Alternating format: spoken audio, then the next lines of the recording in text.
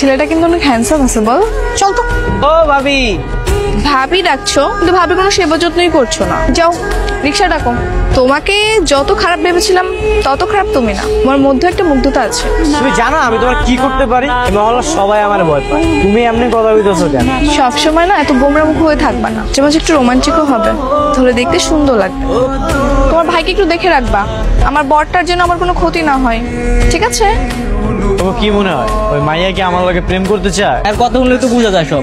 ওই মাইয়া তো এখন আমার প্রপোজ করলো না। সময় দেখছোস মায়েরা পোলাগের আগে প্রপোজ করছে, হালকা করে প্রপোজ করে দেবো। আমি কিন্তু এত ঘুরে বেচে রোমান্টিক মুন্ডে কথা কইতে পারি না, ঠিক? তুমি নাকি আমার পছন্দ করো, তুমি যদি আমার পছন্দ করো সব কয়ে দাও। পছন্দ করি কিনা জানি না, তোমার কথাবার্তা অ্যাটিটিউড আমার কাছে আলাদা মনে হয়। এই দিনকার পর থেকে না আমি তোমার অনেক ভালোবেসে ফেলেছি। I love you Sagarika. I love you two.